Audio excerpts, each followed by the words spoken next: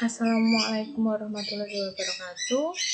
Semoga kita dalam keadaan sehat semua ya. Walaupun dalam kondisi seperti ini, tapi alhamdulillah kita masih bisa bertemu secara virtual untuk mengikuti pembelajaran mata kuliah pengantar ilmu ekonomi dan bisnis. Nah, pada kesempatan hari ini di materi yang pertama saya akan menjelaskan mengenai ruang lingkup ilmu ekonomi. Tentu Anda sudah tidak asing lagi ya mendengar kata ekonomi, di mana kata ekonomi ini pasti Anda dengarkan setiap hari, kemudian mungkin dalam penerapannya juga Anda lakukan setiap hari. Nah, ekonomi sendiri itu berhubungan dengan barang, jasa, konsumen, produsen, distribusi, kemudian pemerintah, masyarakat. Nah, nanti pembahasan kita dalam mata kuliah ini tidak jauh-jauh lah dari itu. Kemudian selanjutnya masyarakat ekonomi ASEAN. Jika Anda melihat gambar ini, apa yang ada di pikiran Anda? Pasti mengenai perdagangan bebas kan? Nah, masyarakat ekonomi ASEAN ini kemudian muncul itu karena adanya perkembangan zaman ya yang semakin berkembang, semakin canggih, kemudian daya saing juga semakin ketat, sehingga perdagangan bebas ini menjadi satu solusi untuk memperkenalkan produk-produk mungkin kepada negara-negara lain. Nah, jika kita berbicara mengenai ekonomi mikro, itu bagaimana suatu perusahaan itu dapat berdaya saing, dapat tumbuh, dapat berkembang, dan dapat mempertahankan keeksisannya di era yang semakin ketat ini. Nah, ketika kita bicara ekonomi makro itu lingkupnya lebih luas, bagaimana suatu negara mempunyai kebijakan terkait daya saing di suatu negara itu untuk semakin kompetitif dengan negara-negara lain. Untuk tujuan dari masyarakat ekonomi ASEAN ini sebenarnya bagus ya, kita dapat menjual barang-barang, kemudian memperjualbelikan apa yang kita produksi kepada negara-negara tetangga di ASEAN, khususnya bisa Singapura, Malaysia, kemudian Thailand, Filipina. Nah, namun hal ini juga menimbulkan dampak yang mungkin dampak negatif, itu karena ketika negara kita tidak siap untuk melakukan perdagangan bebas, itu pasti nantinya akan ketinggalan dengan negara-negara lain. Jadi kan bisa saja mungkin barang yang kita produksi dengan barang yang diproduksi Singapura mungkin jauh lebih laku barang yang diproduksi oleh Singapura. Kenapa? Karena teknologi di sana lebih canggih daripada teknologi yang kita punyai. Kemudian selanjutnya ini ada pembangunan suatu negara ya. Pembangunan suatu negara itu pasti akan mempengaruhi pertumbuhan dari ekonomi negara juga. Kan dengan adanya perkembangan tadi, perkembangan teknologi, kemudian mungkin perkembangan zaman yang semakin kompleks, itu juga membutuhkan pembangunan dari negara, infrastruktur yang semakin bagus. Nah, kemudian ini pasar tradisional ya, ini gambarnya, di mana pasar itu adalah tempat bertemunya penjual dan pembeli untuk melakukan transaksi. Ketika dihadapkan dengan pasar tradisional itu pasti Anda berpikiran mengenai tawar-menawar, di mana pasar tradisional ini adalah lingkup kecil dari kegiatan ekonomi. Berbeda dengan pasar yang modern ya, harga itu sudah tertera. Jadi apa yang kita bayarkan itu adalah ya harga yang sudah tertera itu. Ketika harganya murah berarti kita dapat diskon dari harga yang mungkin ada di pasaran. Untuk pasar sendiri ini fungsinya juga ada beberapa ya fungsi dari pasar. Ini salah satunya adalah menjaga stabilitas, di mana pemerintah itu dapat memantau harga itu dari pasar. Jadi beras 1 kilo itu berapa harganya, kemudian cabai 1 kilo itu harganya berapa, sawi 1 kilo itu harganya berapa, itu dapat dipantau pemerintah dari kegiatan yang tergambar di pasar tersebut. Kemudian selanjutnya nih, ini merupakan gambaran ya mata pencaharian di masyarakat desa dan kota. Kalau masyarakat di desa itu cenderung mata pencahariannya lebih homogen. Misal satu kampung itu bertani, ya banyak sekali yang bertani. Kemudian kalau di kota itu kan lebih heterogen, ada yang bisa menjadi kontraktor, guru, kemudian pegawai bank, mungkin pengusaha, dan mungkin ada juga yang petani. Jadi intinya kalau di desa itu mata pencahariannya lebih homogen, hanya satu, tapi kalau di kota itu lebih heterogen atau bervariasi. Nah, kemudian selanjutnya ini, dana desa. Yang senang siapa sih? Nah, ini kemudian bertanya-tanya ya ini orangnya.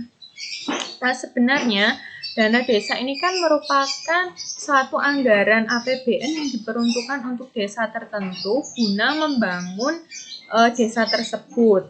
Nah, lalu muncul beberapa oknum mungkin yang ingin mencari keuntungan dari dana desa itu dan menimbulkan korupsi. Lalu korupsi ini apakah mempengaruhi perekonomian? Ya, sangat mempengaruhi, karena dengan korupsi yang semakin merajalela itu akan mengakibatkan melambatnya pertumbuhan ekonomi suatu negara.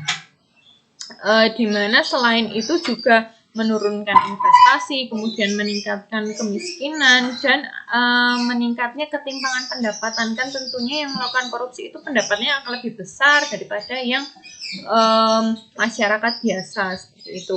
Nah, permasalahan korupsi ini seringkali terjadi melalui pengadaan barang dan jasa di suatu negara. Makanya korupsi ini dapat menimbulkan melambatnya dari pertumbuhan ekonomi suatu negara. Nah, ini ada perbandingan pertumbuhan ekonomi Indonesia dengan negara lain ya.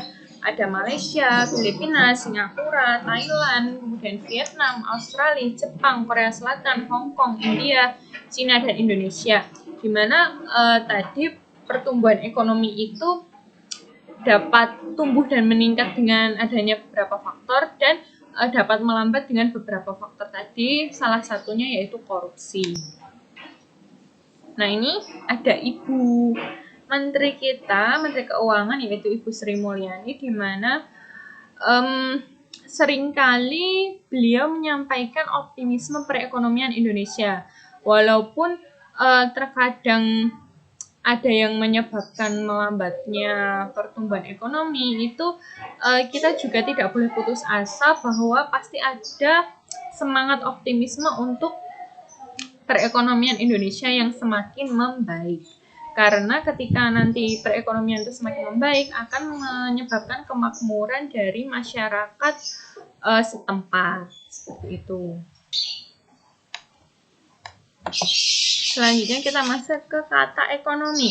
Kata ekonomi sendiri itu berasal dari bahasa Yunani, yaitu oikos atau oiku dan nomos, yang artinya yaitu peraturan rumah tangga, di mana untuk kegiatan ekonomi nanti tentunya tidak hanya rumah tangga yang kecil, tapi bisa saja rumah tangga negara maupun rumah tangga wilayah tertentu.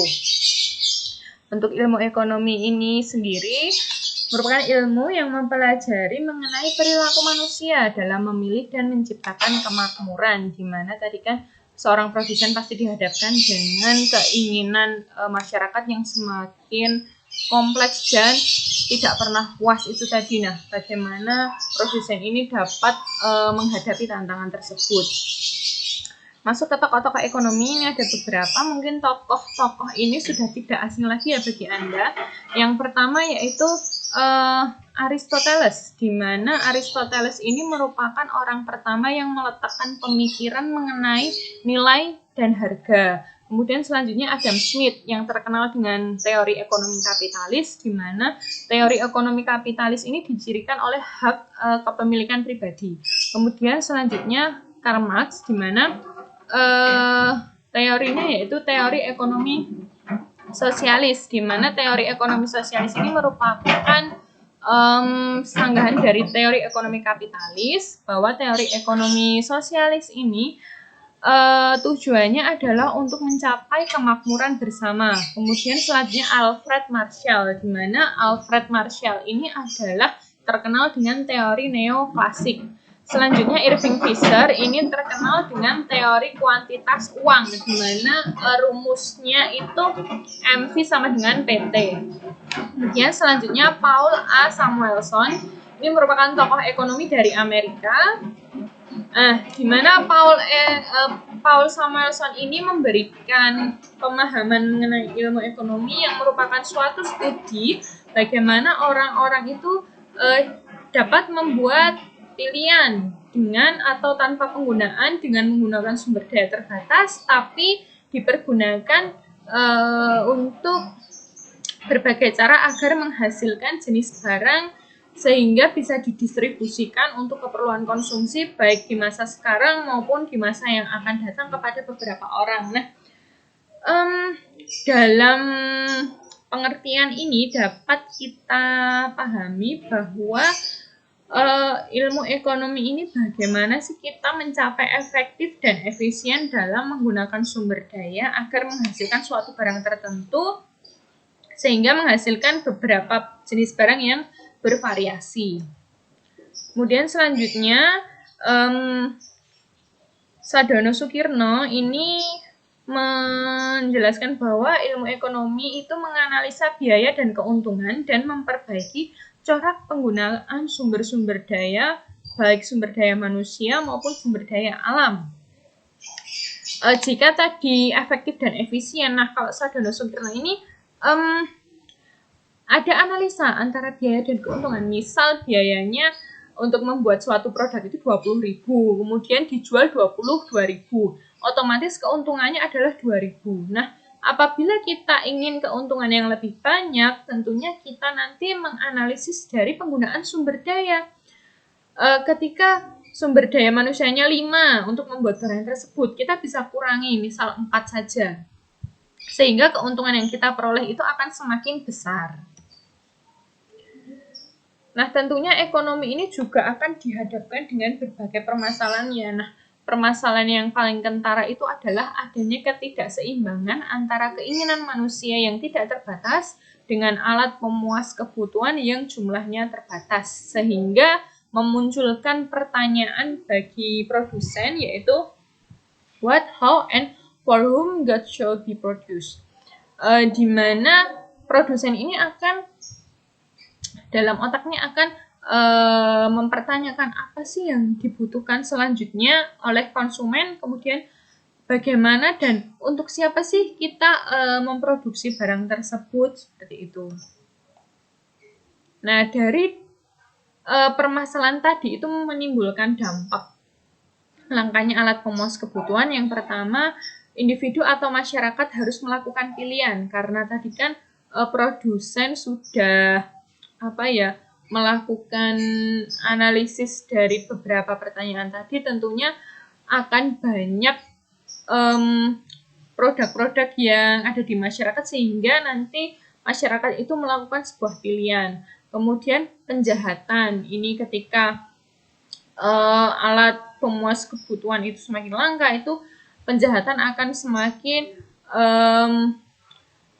dampak dari kejahatan itu akan semakin bisa dirasakan oleh mungkin masyarakat. Kemudian yang ketiga, kompetisi, karena tadi kan produsen banyak yang memproduksi barang ya, misal HP saja sekarang sudah mereknya banyak sekali, itu menimbulkan kompetisi di masyarakat. Nah, kemudian ini adalah manfaat yang mungkin bisa kita rasakan ketika kita nanti belajar ilmu ekonomi. Yang pertama, dapat membantu memahami wujud perilaku ekonomi dalam dunia nyata secara lebih baik, karena kan kita akan belajar mengenai produsen, konsumen, kemudian distributor. Ini kita akan memahami wujud di dunia nyata itu seperti apa. Kemudian kedua, dapat lebih mahir dan lihai dalam perekonomian. Jadi kita dapat lebih responsif seperti itu terhadap perekonomian. Kemudian selanjutnya memberikan pemahaman atas potensi dan keterbatasan kebijakan ekonomi. Dan yang selanjutnya paham dengan potensi dan keterbatasan. Nah, selanjutnya yaitu pelaku ekonomi. Siapa saja sih pelaku ekonomi? Nah, ini ada konsumen ya, kemudian produsen, pemerintah, dan swasta. Konsumen itu merupakan pemakai barang dan jasa. Kalau produsen itu adalah yang memproduksi barang dan jasa tersebut.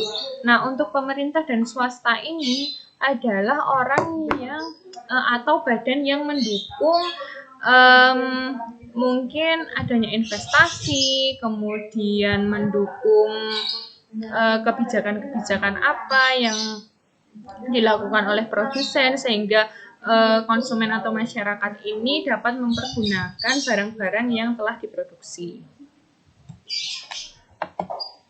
Mungkin itu saja yang bisa saya sampaikan. Kurang lebihnya mohon maaf. Nanti kita akan berbicara lebih kompleks lagi terkait apa yang kita pelajari hari ini. Ini hanya sebagai awalan saja, sehingga nanti Anda bisa pelajari lebih lanjut lagi. Mungkin itu saja dari saya. Wassalamualaikum warahmatullahi wabarakatuh.